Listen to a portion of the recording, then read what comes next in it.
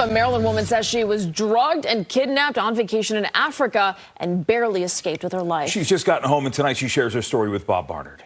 I don't know what happened to me. I just know I was trying to fight. I was fighting for my life. A grown-ass man. I was fighting for my life. You know what I'm saying? Like, she got kidnapped in Tunisia, to be specific. And do you know, everybody in the comments, first of all, her face is bruised up. Her eyes are black. She has vessels bust in her eyeballs. They're red. She has scratches because the guy was trying to like put his hand around her mouth to tell her to be quiet. He was boxing her out like she was fighting for her life. Do you know Africans are in the comments saying, don't say you got kidnapped in Africa? And that hotel did not expect for that lady to make it back alive. Their story's not even straight. The moment that they said to that lady, you never made it back from the club, they were done. The story is still developing, so we're going to read verbatim exactly what Mika has reported in her testimony about the incident. And then we're going to share with you what we discovered in terms of a larger pattern of kidnapping Black migrants and Black tourists in Tunisia. Guys, what happened to this woman in Tunisia is nothing short of horrifying. Let me start by saying this. We condemn the kidnapping, torture, and attempted trafficking of this woman. No one, and I mean absolutely no one, deserves to go through such kind of trauma. She was dragged, abducted, and left fighting for her life. This was not just an attack on her as an individual, but a reminder of the ugly reality of human trafficking networks that prey on travelers, particularly on women. But what makes this even more heartbreaking is not only the attack itself, but also the reaction online. Many Black Americans have turned their anger not just toward Tunisia, not just toward the hotel involved, but toward the entire African continent. And that is where the conversation becomes dangerous. Because while we must acknowledge the crime and call for justice, we also have to, be careful not to condemn a whole people for the actions of few criminals. y'all, look at my face. I cannot believe this shit. Like, they really tried to kidnap me in Africa. And if that shit happened to me, I know it happens to other people. These people's priorities are shot. Women, mainly West African women, are being kidnapped and trafficked in Tunisia, and they worried about saying a specific country. Thank you. That's my whole point. They talking about, oh, not this country, not that country. Africa is a continent. It doesn't matter. There's a problem going on. Do you know Africans are in the fucking comments saying, don't say you got kidnapped in Africa? Basically, she almost got kidnapped in Africa, and she puts in the caption that it was in Tanzania. That was in Tunisia. Anybody who knows anything about anything knows that Tunisia is an Arab country. They don't like us. We don't like them either. This is the reason why we keep on talking about Africa has 54 countries, because some of them countries are Arab countries. If you go to one of these Arab countries and something happened to you, you cannot come out here and say, they really tried to kidnap me in Africa. Do you know there are fucking Africans in that comment section not concerned about this Black woman and what occurred to her? Because remember, they're like, we are all the same, we are all the same. But this is how they treat each other. They have no empathy for one another at all. That's why I say they're not like us. You see how hating Black Africans will lead you to your demise? I'm sorry for what happened to her, but I don't feel bad. She could have gone to any other Black African country, but she decided to go to an Arab country. If she had a good relationship with Black Africans, we would have told her not to go to any of these Arabic African countries, because that's where they sell Black people into slavery to the Middle East. And I don't know why you keep on emphasizing Black women, Black women, Black women. Listen, millions of Black women in Africa go through worse every single day. After this story broke, we started to do some digging, and what we found reveals something much bigger in terms of the safety for Black migrants and Black tourists in Tunisia. Tunisia isn't just a place where Black travelers are being targeted. It's become a hotbed for human trafficking, and allegedly Tunisian authorities are complicit. According to 3 testimonies from migrants who were rescued in the Mediterranean, Tunisian police are intercepting Black African migrants, handcuffing them and driving them to the Libyan border where they're sold to militia. Listen to this.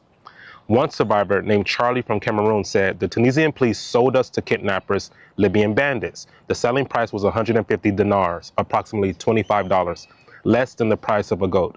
$25 for a human life. A woman named Ivana, 26, was living in Tunisia when police raided her home at night. She was handcuffed, driven to the desert, and handed to armed Libyan men. To get out, her sister in Cameroon went into debt to pay $690. Another woman, Aisha, 22, watched two of her friends die in a Libyan detention center. She was held for 8 months. When one of her friends died in her lap, she cried and was beaten for it. These aren't random incidents. This is a documented pattern. The truth is, anyone can be kidnapped anywhere in the world. Human trafficking is not limited to Africa. It happens in Europe, it happens in Asia, it happens right even in the US. The incident in Tunisia is tragic, but it does not define an entire continent or all its people. What happened to that woman reflects corruption, negligence, and possibly an organized trafficking network.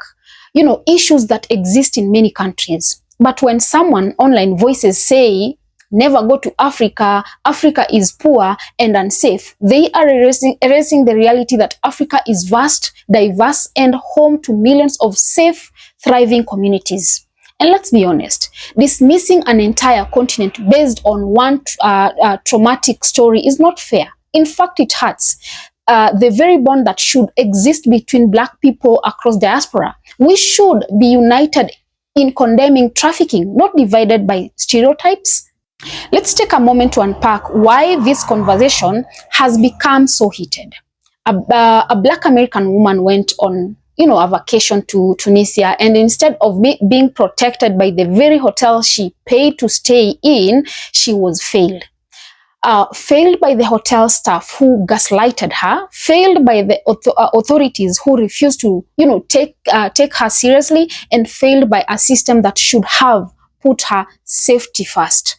That deserves anger. That deserves outrage. But where the line gets crossed is when the outrage shifts from condemning criminals and corrupt system to condemning all Africans, all African countries, and Africa itself. Here's the problem with that. Africa is not a single country. It's not one hotel. It's not one corrupt police department. Africa is 54 nations. It's millions of families, students, and entrepreneurs, and so many ordinary people who live in Africa. To say all Africa is unsafe is the same as saying all America is unsafe, just because crimes happen every single day in the United States. Think about it. In America, people are kidnapped, right? Trafficked, unalived, and scammed. We see headlines constantly. Yet no one says never go to America. Instead, we recognize those crimes as the actions of criminals, not reflection of an entire country. So why is Africa treated differently? This is where stereotypes come into play. Too often, Africa is painted with one brush stroke: poverty, danger, corruption, while ignoring its beauty, safety, and progress. There are safe countries, safe cities, safe communities across the continent. Millions of people visit Africa every year, tourists, students, and business travelers, and they live while nothing but positive memories. That reality matters too. Now, let's talk about the real issue that should, unite us all. Let's talk about trafficking. Human trafficking is one of the darkest crimes on the planet, and it's not unique to Africa. It's a global business worth billions of dollars. The reason this woman's story is so frightening is because it exposes how networks operate, dragging victims, using corrupt connections, and even faking police and medical roles to intimidate survivors. That's terrifying. But it's also exactly why we need global awareness, not continent-wide blame. We also need to talk about accountability.